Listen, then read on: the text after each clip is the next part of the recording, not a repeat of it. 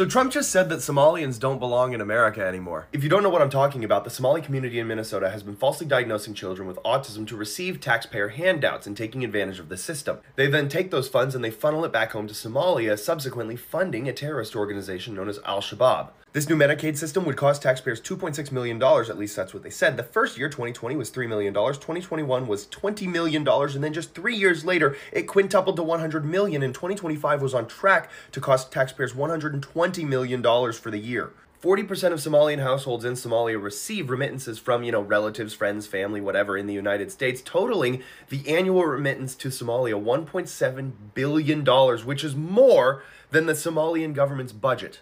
Here's how it works. The Minnesota taxpayers work hard. They have the job, they pay their taxes, they hope that in return for taking care of the system will take care of them in exchange. It doesn't, because the Somalians who are here are taking advantage. They're misdiagnosing children with autism and claiming to need more government assistance than they really do. They then take the money, the government assistance that they have stolen, the money that they have stolen from taxpayers, and they send it back to Somalia, where it is received by numerous groups, one of which happens to be an Al-Qaeda-backed terror group named Al-Shabaab. Who could have possibly guessed that people coming from a country with an IQ of 67 wouldn't actually contribute? Somalis running an autism scam in Minnesota. You had these women signing Somali families up for their kids to be diagnosed with autism so they could get all kinds of benefits from these providers. So they'll go to these providers where the providers could charge the state for all kinds of money. In 2018, imagine this, in 2018, these services, the state paid $3 million in services for autism, right?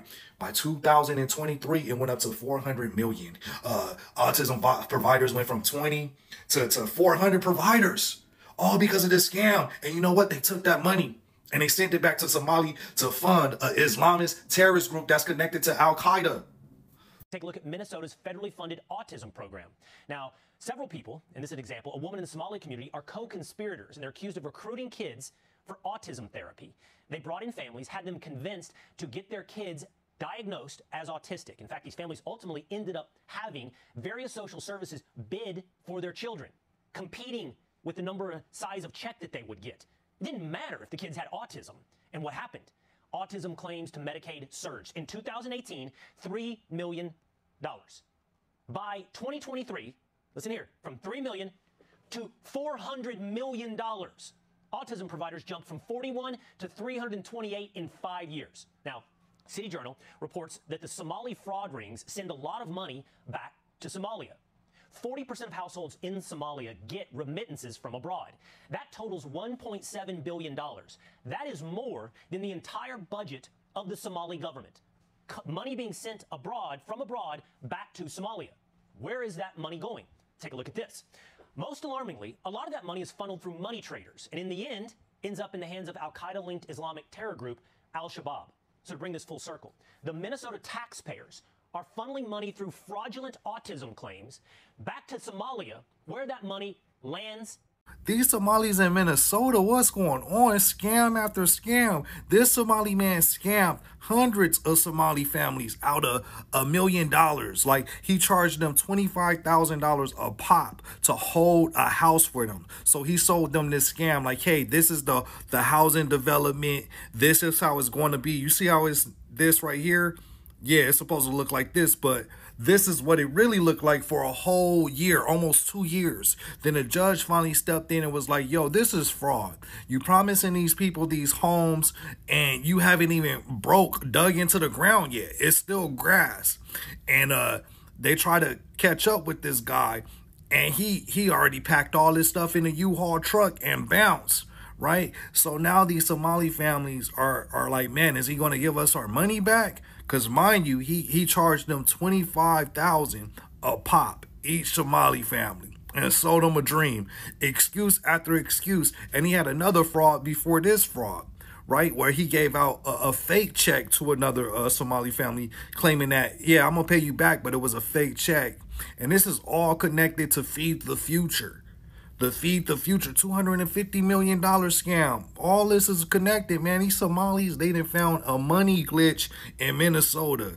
Crazy. I hope those families are able to get their money back, though. It's nothing like... Good morning, good evening, and good afternoon, Africans. I hope you're faring well where you are, and if you're not faring well, please fare well where you are. So I have a question for you. Why do you think they say that honesty is the best policy. Why do they say so? Well, turns out that they say so because, being honest creates accountability. Being honest builds trust, being honest also strengthens relationships, right? So after building trust, it strengthens relationships. When relationships are strengthened, and then we have benefits, the fruits of friendship, right? Yeah. So what happens now when people disobey this law?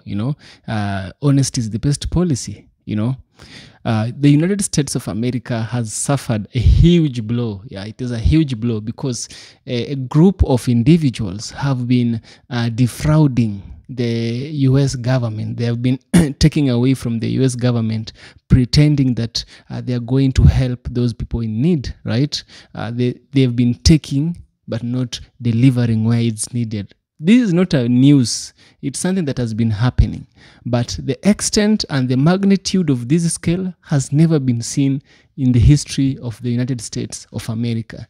Do you know why Trump stopped the US aid?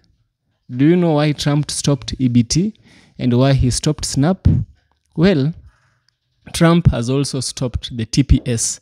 TPS is temporary personal safety, something like that, So a TPS is issued to immigrants who can never go back to their country, right? They can't go back to their country because their country is suffering war, their country is suffering conflict, And such a country, a perfect example is Somalia. Somalia has been having a civil war ever since the dawn of time. They've been fighting one another, fighting the outsiders. That country has never known peace. So the United States of America, with its kindness, sought to help them, to help the citizens, right? Because the USA is the world police. They are the stewards of humanity.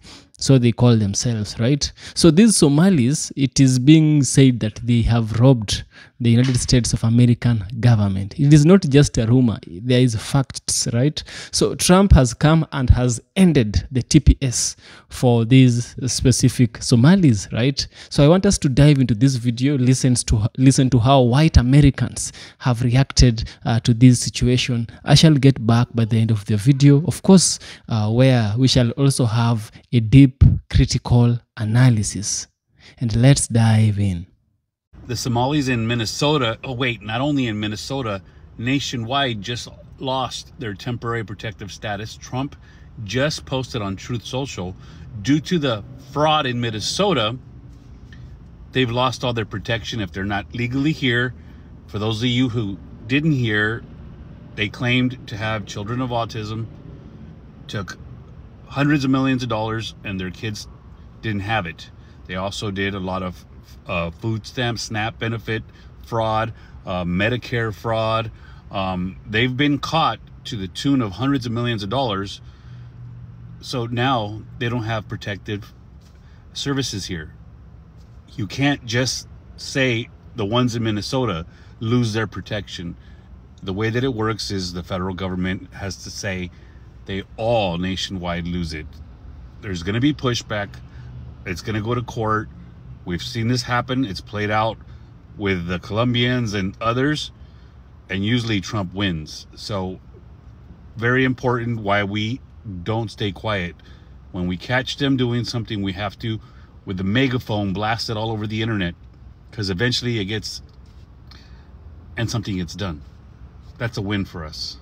A $250 million fraud scheme. Already 77 people, many of them Somali immigrants, have been charged in one of the largest taxpayer-funded scams in U.S. history. Minnesota, home to the largest Somali community in America, has become the center of this massive investigation. This is the Feeding Our Future scandal, a pandemic-era scheme in which defendants allegedly stole over $250 million meant to provide meals for low-income children. Instead of feeding kids, prosecutors say the money went toward luxury homes, high-end cars, jewelry, overseas transfers, and an entire network of shell companies. According to the DOJ, the conspirators submitted fake invoices, fabricated meal counts, and even staged photos to make it look like they were serving millions of meals that never existed. In some cases, they claimed to feed more children than lived in entire neighborhoods. A federal jury found Amy Bach, the founder of Feeding Our Future, and Salim Ahmed Saeed guilty of conspiracy, bribery, wire fraud, money laundering. Federal officials say Did money from Minnesota taxpayers earmarked to feed hungry children wind up in the hands of a Somali terrorist group?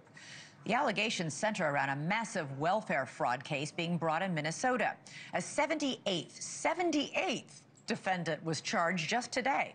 And now reports are coming out that some of the stolen money may have wound up in the hands of Al-Shabaab, a Somali-based terror group. In response, President Trump says he intends to end deportation protections for about 700 Somali nationals in Minnesota, calling Minnesota a, quote, hub for Somali gang networks, though he's provided no evidence for that. So what are the facts on the ground? Investigative correspondent Rich McHugh is at the federal courthouse in Minneapolis, Minnesota for us tonight. Rich, what are you learning? Hi, Elizabeth. Well, we're at the federal courthouse where that 78th indictment came down just a few hours ago. All of it tied to Feeding Our Future. That's the corrupt nonprofit at the center of all of this fraud.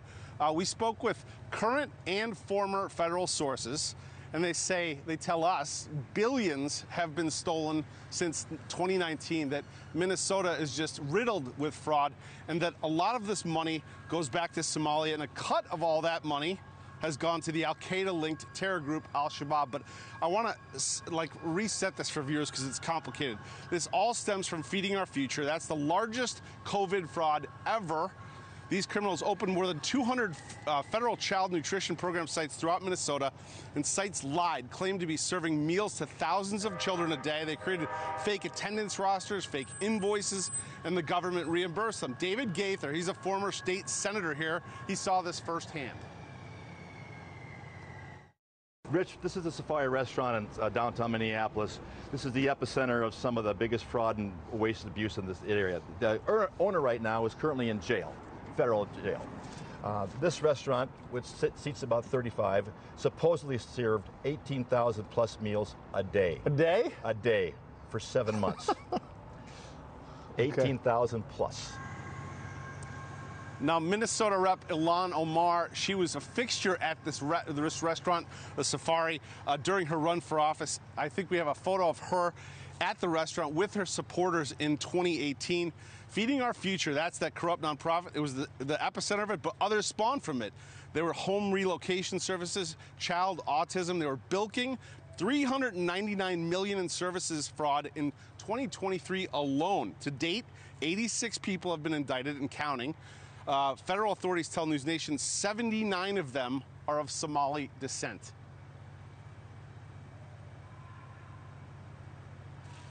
We've been holding accountable those that are perpetrators of the crime, but we are not holding accountable those that created the opportunity to have those perps do what they did. And that would be?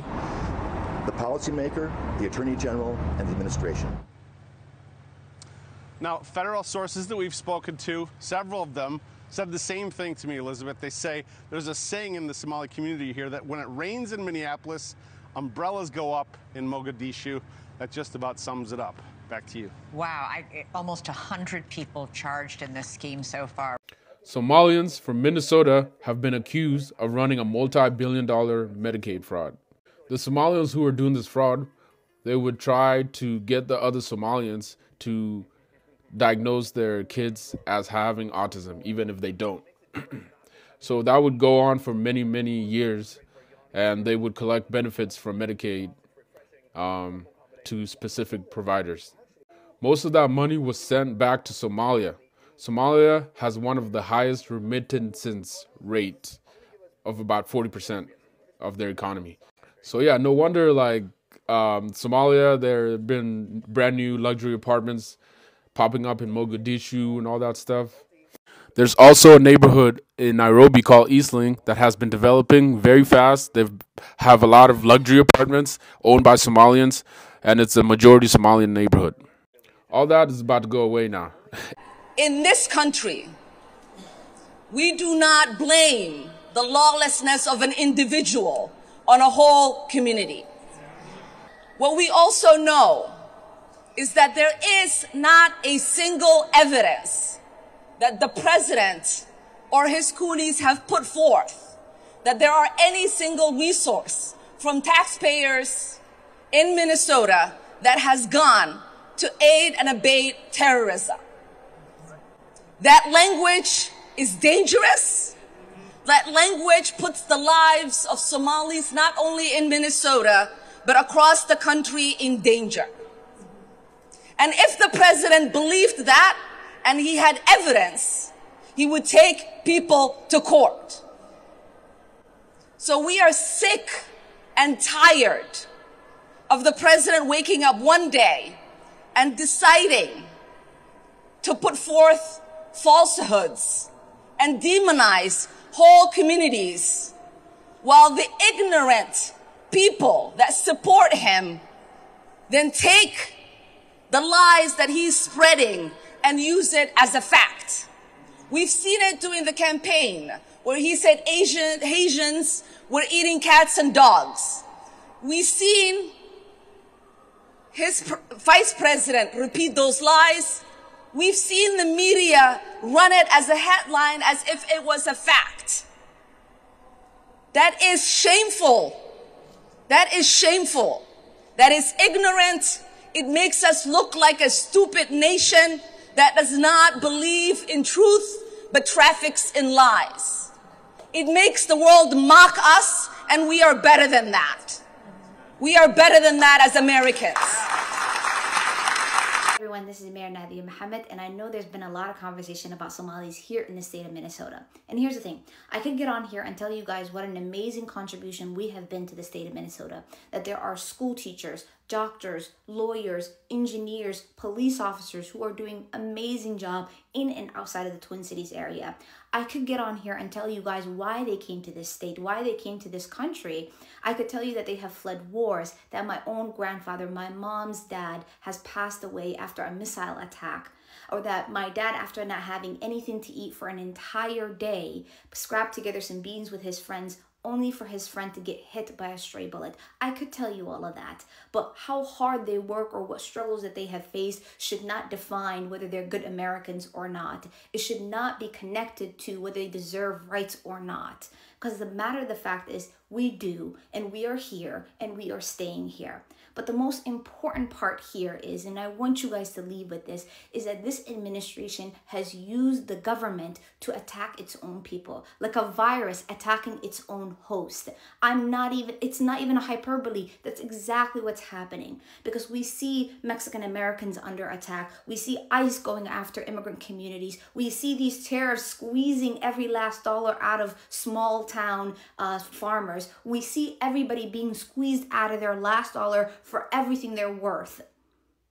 And we see them being discriminated against. So Trump just said that Somalians don't belong in America anymore. If you don't know what I'm talking about, the Somali community in Minnesota has been falsely diagnosing children with autism to receive taxpayer handouts and taking advantage of the system. They then take those funds and they funnel it back home to Somalia, subsequently funding a terrorist organization known as Al-Shabaab. This new Medicaid system would cost taxpayers $2.6 million, at least that's what they said. The first year, 2020, was $3 million, 2021 was $20 million, and then just 3 years later, it quintupled to $100 million, and 2025 was on track to cost taxpayers $120 million for the year. 40% of Somalian households in Somalia receive remittances from, relatives, friends, family, whatever, in the United States, totaling the annual remittance to Somalia $1.7 billion, which is more than the Somalian government's budget.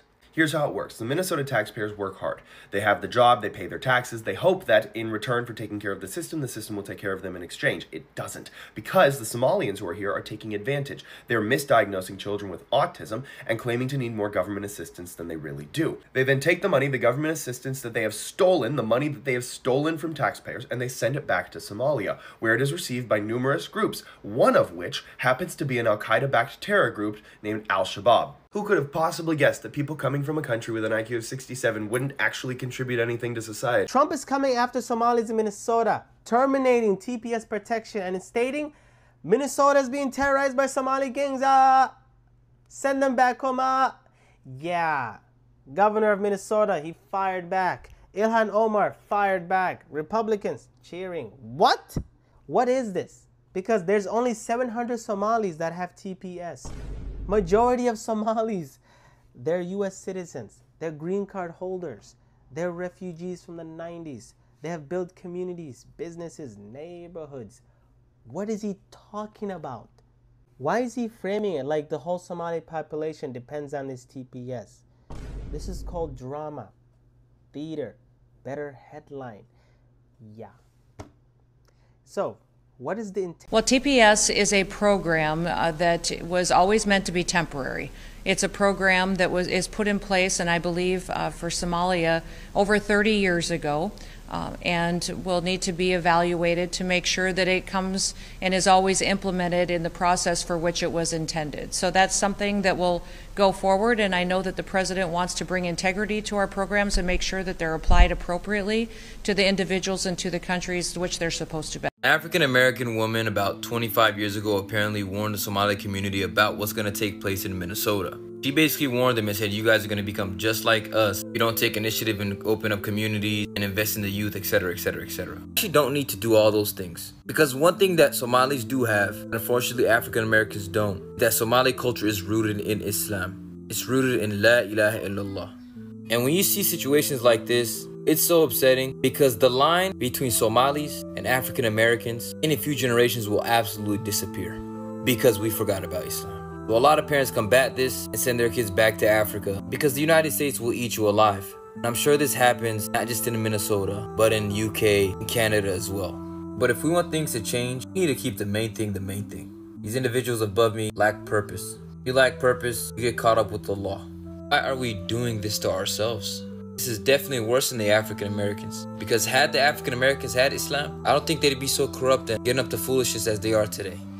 Trump is about to deport hundreds of Somali Americans right now. I'm gonna break it down for you. So on November 21st, Trump announced via Truth Social that he's terminating TPS for Somalis in Minnesota. And the reason he's doing this is because he has accused the Minnesota Somali community of fraud and money laundering. But as of now, he has offered no public verified proof of that. According to the congressional data, around 705 of them being Somali-born people in the US currently benefit from TPS. And the DHS actually extended and redesignated Somali's TPS status on July 22nd, 2024 into March 2026. Legal experts argue that Trump does not have legal authority to unilaterally revoke TPS designated by law, especially for a particular group in one state. Civil rights groups are calling that this is politically motivated and discriminatory, and courts are likely to step in. So let me know what you guys think in the comment section down below. Do you agree with Trump or do you disagree? Let me know in the comments down below. New federal charges connected to fraud in Minnesota. This time, it's $14 million stolen from a program that's supposed to help kids with autism. Investigative reporter Ryan Race first exposed the extent of the problem this summer, and he's on top of this major development tonight. Federal prosecutors say this involved fake bills, unqualified employees, and monthly kickbacks to families to keep them enrolled. All of it to the tune of $14 million, and all of it going undetected by the state for years. Tonight, the first shoe has dropped in the federal investigation of Minnesota's autism program. Months after the FBI raided Smart Therapy, prosecutors are now charging its owner, Asha Farhan Hassan, for her role in what they describe as a $14 million autism fraud scheme. U.S. Attorney Joe Thompson hinted at the charges coming last week. As many of you know, Minnesota is drowning in fraud. According to the charging documents, Hassan worked with others to recruit families from the Somali community, whether kids had autism or not. Prosecutors write that there was no child that Smart Therapy was not able to get qualified for autism services. Then, to drive up enrollment, they paid monthly kickbacks to families between $300 to $1,500 per child.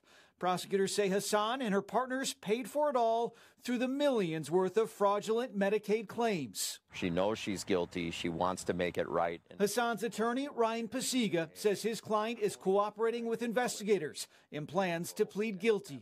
Asha Hassan's someone who, in her heart, wanted to start businesses for the right reasons. But nonetheless, Asha knew at some point that the fraud began and she let it continue on for a while. Did your client ever actually provide real autism services?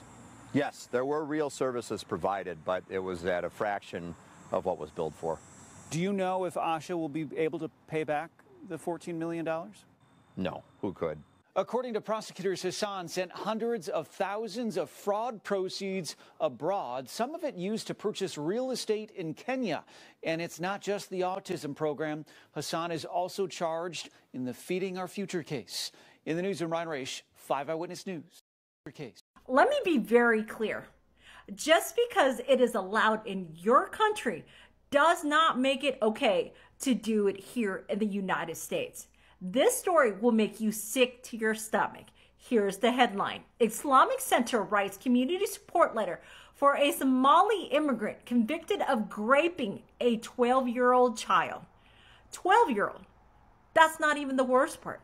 The worst part is he received only a 12-year sentence. 12 years.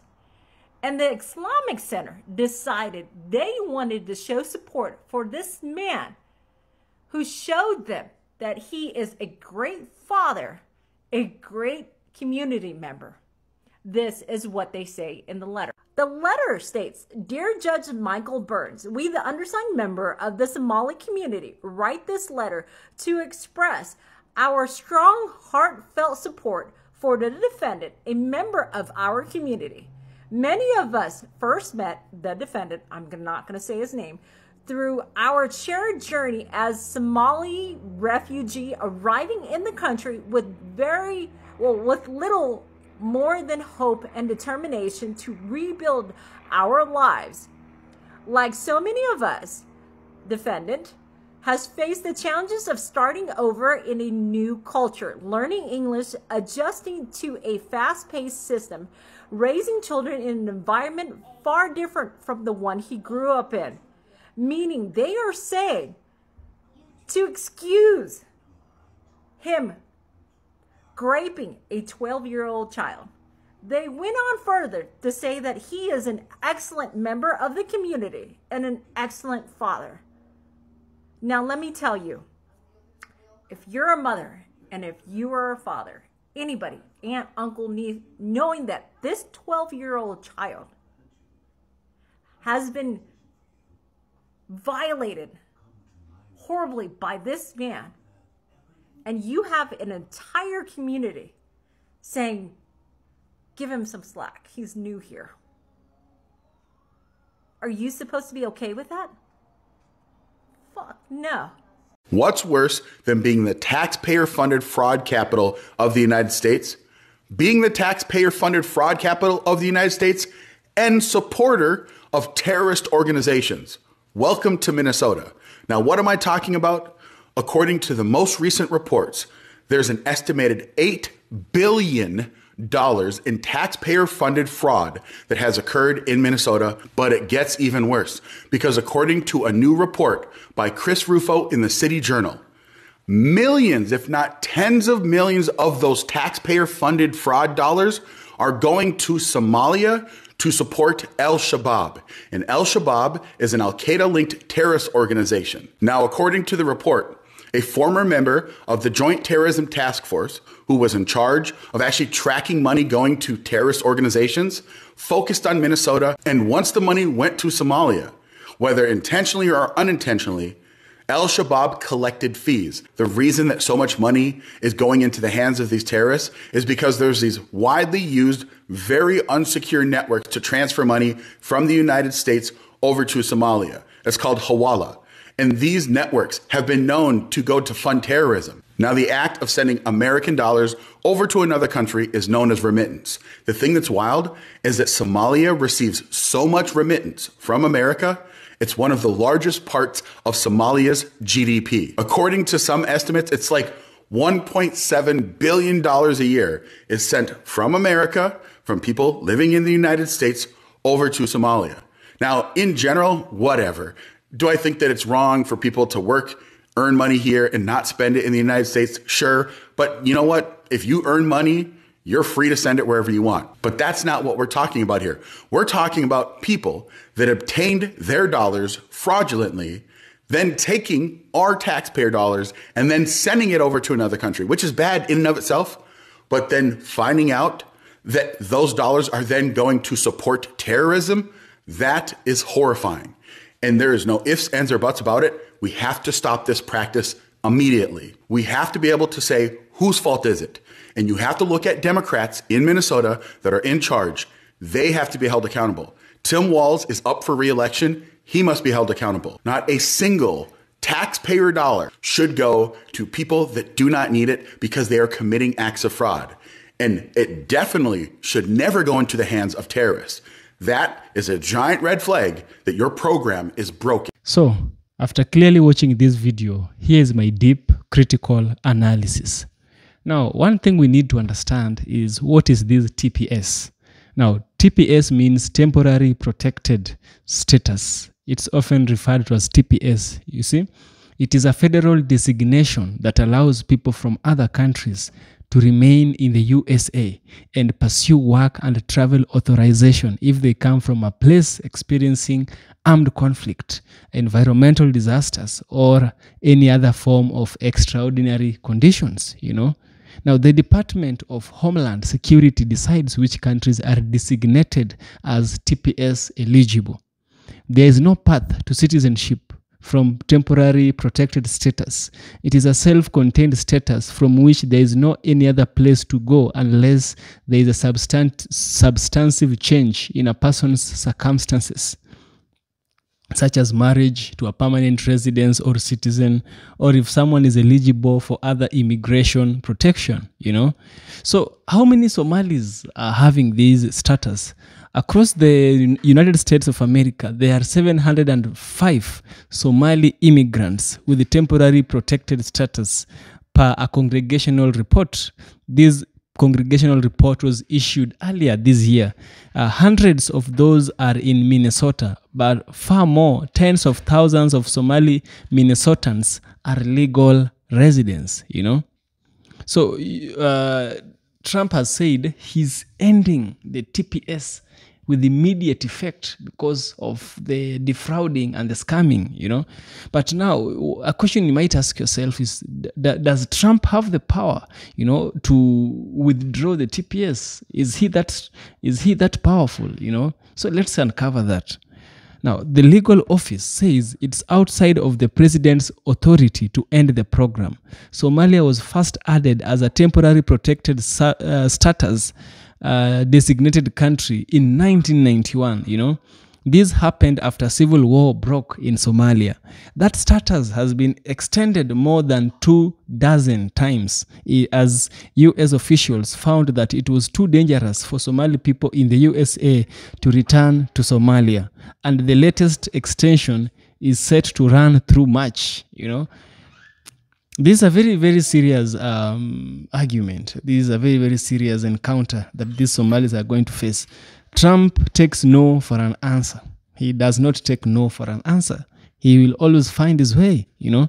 So TPS programs can only be terminated by the Secretary of Homeland Security, right? The Secretary of Homeland Security is the one who can terminate this, you know. Now, what did the Homeland Security say? Homeland Secretary say? On Sunday, which is this past Sunday, you know, Homeland Security Secretary Kristi Noem said several officials would assess whether Somalia should remain on the list of designated countries, suggesting Somali people in Minnesota wouldn't be affected right away, you know. That's very serious. That's very serious. You see, the Trump administration has sought to roll back temporary protected status for migrants from other countries too. Hundreds of thousands of people in the US, from Venezuela, we have from Haiti, who had temporary protected status have been affected. So it has just started with the Somalis, and Trump is not going to end there. He's going to proceed as much as he could and as much as he can, you know. So a question again you might ask yourself is, why does Trump want to end the program for Somali people in Minnesota? Again, I think I told you this, but now let's go into a deeper analysis. You see, Trump has deemed Minnesota a hub of fraudulent money laundering activity. You see, this was written in a post on a certain website, you know. Trump alleged, said that without providing specifics that Somali gangs were terrorizing Minnesota. So he said this without giving specifics, but with his sources, he is able to tell us all this, you know. So far, dozens of people in Minnesota have been charged in connection with a scheme to defraud a COVID-19 era child nutrition program, you know. That was largely through the nonprofit group Feeding Our Future. Federal officials have also charged others for alleged misuse of state programs intended to provide autism treatment and housing stabilization services, you know. Some of the people charged and convicted in these cases came from Minnesota, or rather, they came to Minnesota from Somalia, though it's not clear that any of them are temporary, or rather, it is not clear whether they are, all of them are in the TPS or are TPS people, you know. And this is a very, very good question to understand, you know. So, whatever is going on with the Somalis in Minnesota has to be studied into deep, you know. Trump in recent news tweeted, he also announced that he is terminating TPS protection for Somalis in Minnesota, accusing Somalis of gang violence and fraud. However, legal experts and community leaders says this is legally dubious. TPS is a federal program, not something that the president can cancel only for one state, you know. This is a very, very serious discussion, you know. So how will this thing affect Somalis, right? How will it affect the Somalis? You see, we can just calculate, you know, and one of the things which will happen is deportation risk. If TPS is actually terminated, Somali TPS holders could face deportation or at least removal proceedings, since that protection would not be anywhere to be seen. You see, that's a big concern because some of them came from conflict zones and might not be safe going back. But why do you still, if you know you can't go back to a place of suffering, why do you bite the fingers that feed you? You see, if you bite the fingers that feed you, you are likely, and you will of course, lick the boots that kick you. You know, work authorization will also be affected. You see, losing TPS means losing the legal right to work unless they have another status. You know, this one will destabilize their economic situation. No job, no work permit. This is a very, very major risk. You know, there will also be family and community stress. Only if a few hundred are on TPS, the broader Somali community is worried. Leaders say it could tear families apart. There is also fear, stigma, and increased discrimination. Trump's rhetoric, Somali gangs, billions missing, is very charged, and community leaders say it could fuel anti-Somali, anti-Muslim sentiment, you know. So there is a legal battle that could also happen as a result of this.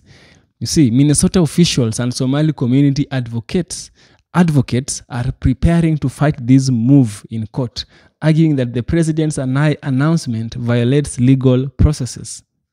Because TPS termination requires formal procedure, notice, that is justification also, and time also, this may not be as simple or immediate as the public statement suggests, you know. And most importantly, it will also have psychological and social effects on the Somalis. The uncertainty causes fear within the community. Some are reportedly panicking about their future. It could have broader effects on social cohesion, trust in government, and on how Somalis in Minnesota engage publicly, you know. So, what's the bottom line? What's the what can we get from this? You know, TPS for Somalis is still official. It's still happening as we speak today. You know, it's going to happen until March 17th, 2026. Only a small number of Somalis in Minnesota are on TPS. Not every Somali, only a small number. So the direct legal impact may be limited. But the rhetoric is serious. It's raising fear, could lead to legal fights, and might worsen stigma against Somalis in Minnesota. The community is mobilizing and the situation is uncertain. It's not clear yet how much will change or how soon the change will be felt, you know. But one thing I say is, if you have somewhere that you can eat, you can sleep, you can be taken care of without the fear of being shot in your house, you know, a bomb being thrown at you, like protect that place, you know, love that place. Yeah? You shouldn't be stealing from someone who is feeding you. You know, if you bite the fingers that feed you, you will lick the boots that kick you. I think it's better to not bite than to lick, right? So guys, thanks for watching this video. This is EFK Original Documentaries. See you in the next one and stay positive.